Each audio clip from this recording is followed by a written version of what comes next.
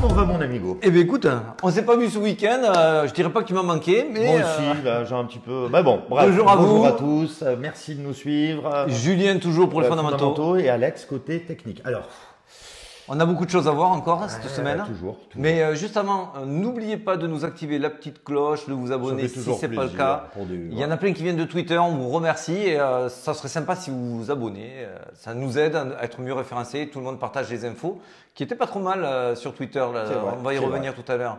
Mais bon, tout de suite l'analyse de la semaine. Voilà. Allez. Solar. Alors, on pensait au début que c'était Swipe. Ouais, ancien je me suis dit, problème. mais pourquoi SXP? Swipe Non. Bon, c'était pas du tout ça. Bon, Caspar, on n'y revient pas dessus, on en a parlé la semaine dernière. Solar, on ne le connaît pas plus que ça, mais bon, en gros, c'est pour favoriser en gros l'innovation sur la blockchain. Ouais. Bref, c'est pour pouvoir, c'est communautaire. Ouais, c'est hyper hypé en ce moment. Donc, si vous avez l'intention de rentrer sur Solar, attendez, parce que là, on est en pleine hype. C'est l'anniversaire, ils ont relâché ils ont offert des jetons avec un ça fait airdrop. un an depuis le Mainnet, ils ont offert des petits jetons, voilà, etc. Donc, on a aussi notre ami Inge, voilà, Dex, intelligence artificielle, c'est beau, hein. Inge, on connaît, hein. S'il y en a ça fait un depuis le début, hein. Rabâche les oreilles. Ça fait depuis quand celui-là? Quasi novembre. Quasi le début de la chaîne. Ouais, le début de la chaîne, c'est vrai qu'il était pas cher. Mais moi je suis content, hein. Mais je t'inviterai pas au resto quand même. Ah bon? Mais moi je t'inviterai avec mes SXP. Ah bon, okay. Non, je rigole, on n'en a pas. Enfin, moi, je n'ai pas de SXP. Bref, en tout cas, plus sérieusement, qu'est-ce qui s'est passé cette semaine? Alors, on a quand même notre ami Musk qui est un petit peu dans la tourmente. 258 milliards. On lui intente un procès via Dogecoin. Enfin, on va dire les investisseurs sur Doge. Donc là, il demande un peu d'aide. C'est pas une petite somme. C'est 258 milliards. On a aussi Arbitrum. Alors Arbitrum, il y a eu une espèce de fuite, une incompréhension peut-être, j'ai l'impression. On ne sait pas trop exactement parce qu'on trouve des articles un petit peu contradictoires. Ce qu'il en ressortirait, c'est que Arb aurait vendu 10 millions de jetons contre l'avis de sa communauté. Ça s'appelait pas. Et ça s'appelait pas. C'est ce qui ressortirait. Bon, c'est dommage pour le démarrage d'avoir déjà une petite casserole aux fesses. Ouais, exactement. Bon, même s'ils ont démenti, mais ça reste encore en suspens. On vous donnera plus d'infos. FTX, alors ça c'est génial. Si vous avez des comptes, vérifiez vos mails. Ouais. Toi, t'en as reçu un. Ouais. Moi, non. Bah voilà, tant pis. Donc voilà, et surtout si vous avez une création du compte FTX après mars 2022, ça concerne moins de monde. Eux sont maintenant quasiment remboursés directement parce qu'en fait, c'était votre branche EU, donc c'était pas la branche internationale et Sam Bankman-Fried n'y a pas touché à cet argent-là, donc du coup, il n'est pas sous le coup du procès, cet argent bloqué, et on peut le rendre directement. C'est la même chose, les Japonais ont récupéré aussi leur argent. Là, le gouvernement, par contre, ça, voilà. Est-ce qu'on en parle tout de suite? Ah oui. Eh ben, bien sûr. Ben oui, moi je suis chaud. Allez, chaud. Bon, il y avait 50 000 bitcoins pris chez nos amis de Silk Road. Ouais. Combien ils avaient été achetés? 1 million de dollars, non. 10 000 euros, non. Non, 150. Il est toujours aussi bon acteur, hein. Non, alors en fait, c'était il y a 10 ans qu'ils ont saisi la plus grosse partie du lot qu'a le gouvernement en bitcoin. Donc, il leur en reste maintenant 40 000 à peu près, c'est un petit peu plus. Ils en ont vendu 10 000 le 14 mars. 14. Alors, et ça nous fait pas une baisse alors le 14 mars, si on regarde, c'est cette mèche qu'il y a ici. Alors on va aller vite, on l'a calculé, c'est 9%, qui a été ravalé et racheté immédiatement. Donc c'est hyper bon signe. On l'avait en off cette conversation.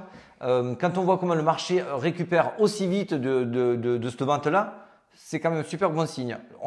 On aurait été vraiment beaucoup plus embêté à 16 000. S'il était à 16 000 où tout le monde avait chargé le pistolet prêt à tirer. Donc effectivement, il reste encore 40 000 jetons. Il en reste 40 en 4 lots, donc ça va être toujours 10 000 bitcoins, etc.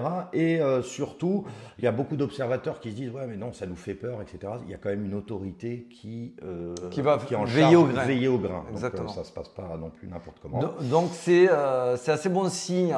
Là aussi, ça veut dire que dans tous les cas de figure, quand c'est haussier, vous aurez toujours des mini-retracements, des consolidations. Bon, et bien si c'est dû aux ventes du gouvernement, c'est dû aux ventes du gouvernement, mais il faut savoir que le Bitcoin, il a toujours besoin de marquer le pas après chaque hausse. Ils font des belles marges.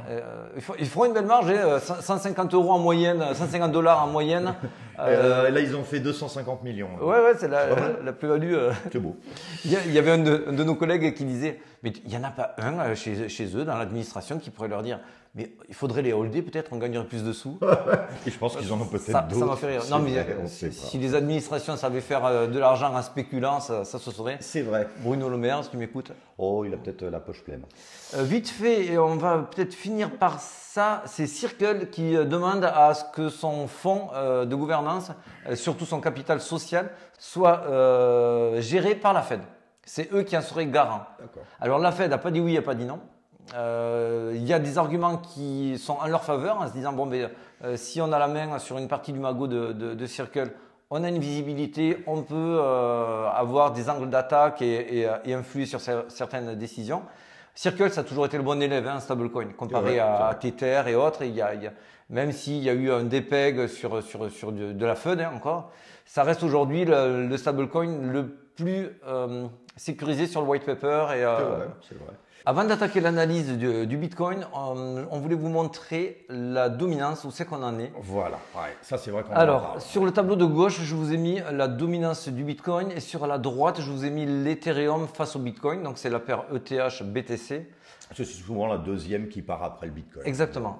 Alors, on va vous expliquer parce que beaucoup se disent moi, j'ai quand même pas mal d'altcoins, quand c'est que je vais les voir un peu dans le vert. Bon, on a essayé de tracer une petite courbe. Voilà, alors... On part du postulat que les 47 ne seront pas cassés. Pourquoi on part de ce postulat-là? Parce qu'on sait qu'au-delà de 50%, c'est vraiment une nouvelle très catalysante et plutôt négative au niveau des fondamentaux qui ferait que tout le monde irait sur le Bitcoin et pas du tout sur les altcoins. C'est ce qui ferait dépasser des 47 aux 50.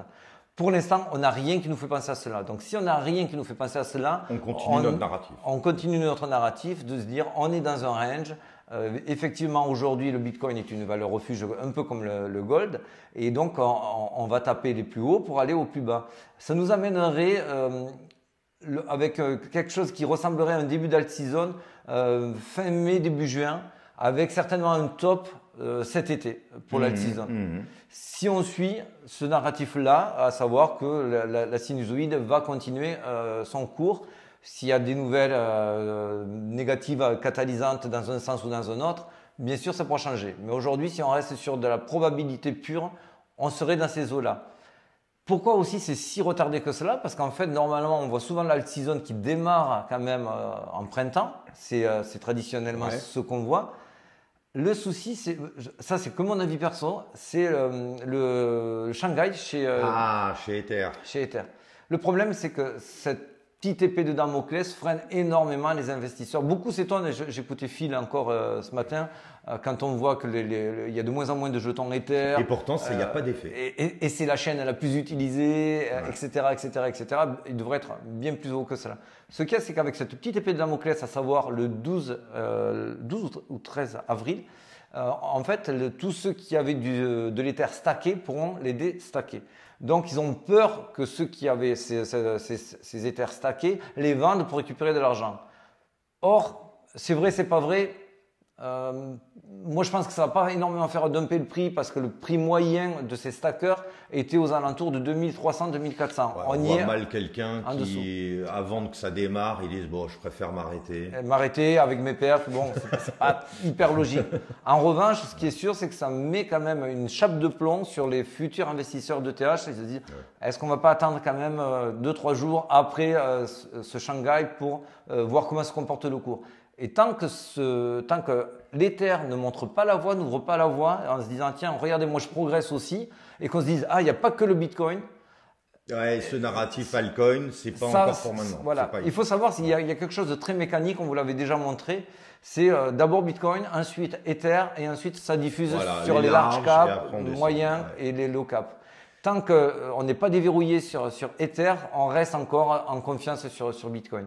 Donc voilà, je pense que ça va commencer à se décanter après cette date-là. Donc notez-la. Voilà, vous notez la date donc de Shanghai, la mise à jour. C'est 12 avril, donc il faut laisser retomber la poussière 3-4 jours. Donc je pense qu'à partir du 15 avril, on devrait voir l'Ether reperformer et voir surperformer le Bitcoin et du coup entraîner les autres altcoins. Voilà. Regardez si vous avez le temps ce qu'a mis Alex là sur la gauche, BTC.D sur TradingView, n'importe où. Ça va vous permettre un petit peu de savoir où si c'est qu'on ça en est. continue de monter, de descendre. Plus ça descend, plus c'est bien pour les altcoins. Et sur l'Ethereum BTC, on voit aussi qu'on est sur des plus bas si on accepte cette mèche ici. Et effectivement, là, si ça rebondit comme ça l'a toujours fait sur ce support-là, ça corrélerait avec la descente du Bitcoin. On espère. Hein. Voilà. Mais attention, descente de la dominance. Oui, de la dominance. Hein. Parce que je vous rappelle, n'ayons pas oublié ce graphique. Pour que vous voyez, pour voir vos altcoins progresser, il faut que la dominance du Bitcoin diminue. Et il faut qu'il soit stable ou qu'il augmente. Oui. Voilà, c'est les deux cas de figure. Quand la dominance baisse, pour que vos altcoins montent, il faut que le Bitcoin soit ou stable ou qu'il augmente. Alors bien sûr, si on est à 40 et qu'on voit qu'il commence à reprendre du poil de la bête, le Bitcoin, je vais vous dire que les altcoins vont vraiment surperformer et vont vraiment monter. Mais voilà, en tout cas, c'est vrai. Donc on garde ça dans un coin de la tête et on va attaquer direct l'analyse du Bitcoin. Ah ben c'est parti. Allez, c'est parti.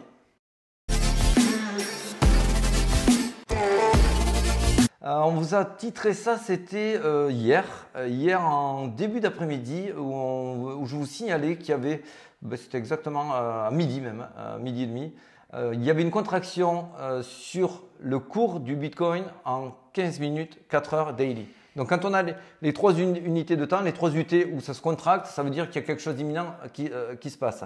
Et cette chose imminente, comme on l'a sur les 3 UT de temps principales, regardez, ça veut dire que ça ne va pas s'arrêter d'ici demain. Si on n'avait eu qu'une contraction sur le 15 minutes, mais pas du tout sur les autres, ça voulait dire qu'on aurait un mouvement sur des petites unités de temps à venir. Là, on les a sur les 3. Donc, c'est pour ça qu'on a un mouvement qu'on a ici, qui est justement la chute qu'on a eue. Là, je vais vous l'agrandir. Hop. Voilà, là c'est quand je l'ai publié ici, ça chutait. Je vous ai dit, faites attention, les premiers mouvements sont souvent des fake-out. Bon, ben là, on y est en plein, hein, vous voyez, on est tombé à 27 500 et on est remonté de suite, quelques heures plus tard, à 28 500. Donc, il joue avec vous, il vous secoue, comme on l'a titré semaine dernière, il vous secoue la pupe, il vous retourne le cerveau pour essayer de récupérer des mains fragiles, pour vous dégoûter un petit peu, pour aussi instaurer un petit peu plus de grid, de fear, pardon, pas de grid, pour instaurer un peu plus de grid et pour que le moment où ça va vraiment exploser et aller à la hausse, les gens vont se dire c'est encore un check-up qui se produit, donc j'y rentre pas. Et ça sera à ce moment-là où ça montera. Et alors ça, je voulais te le montrer. T'as bossé. Hein. Et j'ai fait mes devoirs ce week-end. Donc là, la courbe du bas, vous avez l'indice Money Flow. C'est en fait, pour résumer cet indice, il est très proche du William R. Ça vous montre les zones de surachat et de survente. Donc celui-là, vous vous inquiétez pas, on se le gardera tout le temps au chaud pour savoir quand c'est en surachat et aussi quand c'est en survente. Donc là, pour l'instant, c'est à notre avantage. Donc je vous le montre. On est dans des plus bas en novembre 2011, derrière ça pump. On est dans un plus bas également en janvier 2015, derrière ça pump. On est dans les plus bas en février 2019, derrière ça pump. Et là, on vient de faire également un plus bas. Donc, on vous laisse. Mais c'est vrai que, en tout cas, oui, c'est sûr que c'est plutôt puissant dans le sens où ça ne veut pas dire que c'est sûr, mais c'est encore. C'est encore un indicateur. Nous, on ne fait que cumuler les indicateurs, on ne mise pas tous sur un indicateur. Mais on vous en a présenté un autre la dernière fois qui ressemblait à celui-ci, mais qui ne sont pas corrélés. C'est pour ça que je vous le présente. Là, on est vraiment sur les flux monétaires et c'est vraiment très intéressant. Donc, voilà, encore un indice supplémentaire qui… Alors attention, hein, là on est sur du monthly, chaque bougie est sur un mois. Donc ça c'est uniquement destiné pour assurer les holders sur du long terme. Voilà, si demain il est à 26 000, venez pas me dire « Ah mais alors ton graphique ça ne servait à rien ». Non, si demain on est à 26 000, on ne le voit même pas sur le graphique. Là c'est juste pour vous donner la période sur les mois à venir. Les impulsions. Par contre, si on veut voir sur les heures et les journées à venir… Là, on va rentrer un petit peu plus dans de l'intraday. Donc là, vous voyez, il y a un triangle qui se dessine de plus en plus. Là, moi, ce que j'aimerais vraiment voir, c'est qu'on casse cette ligne de tendance, qu'on s'installe dessus. Si on s'installe dessus, ça va redonner du souffle, ça va redonner vraiment du gaz pour aller s'attaquer aux 30 000. C'est quoi? C'est les 28 500 On est sur les 28 500, ouais, exactement. Ouais, c'est ça, ouais. Donc là, il faut s'installer au-dessus des 28 500. Si on s'installe au-dessus des 28 500, c'est vraiment boule, hein, par contre. là, ça deviendra boule et la zone des 25 000 où tout le monde attend de racheter, elle s'écartera et il faudra y compter de moins en moins. Bon, moi, je ne vous cache pas que j'ai laissé un ordre. Moi aussi, mais bon, voilà. Mais je vous le redis, notre scénario est très haussier à moyen terme. Si c'est le cas, ils ne vont pas nous laisser des fenêtres aussi faciles à 25 000 où tout le monde pourrait rentrer. Après, on peut se tromper. Si c'est le cas, paniquons pas. Moi, je rachète à 25 000. Et donc, encore un petit truc court terme, c'est les fundings qui sont négatifs ici. Là, on est sur du 15 minutes, du 1 heure, pardon. Donc là, on est un peu plus sur de l'intraday. À chaque fois qu'on a les fundings qui sont négatifs, ça veut dire qu'il y a plus de shorts qui s'ouvrent et qui payent les longs. Donc, ça veut dire qu'il y a de plus en plus de shorteurs. En ce moment, faible liquidité. Ils vont chercher les mains faciles. Donc, quand on voit que ça s'accumule trop d'un côté ou trop de l'autre, on va venir le secouer. La fameuse bouteille d'orangina. Là, du coup, on est dans le négatif. On peut s'attendre à ce qu'il y ait un petit pump derrière. Regardez à chaque fois. Ici, on était dans le rouge. Hop, pump derrière. Je repars encore derrière. Dans le rouge ici, pump derrière. Vous voyez, c'est... Voilà, ça aussi, ça remet du grain... Ça remet l'église au milieu du village. Ouais, voilà, oula. Ouais, j'ai senti hésitant. Je la trouvais plus.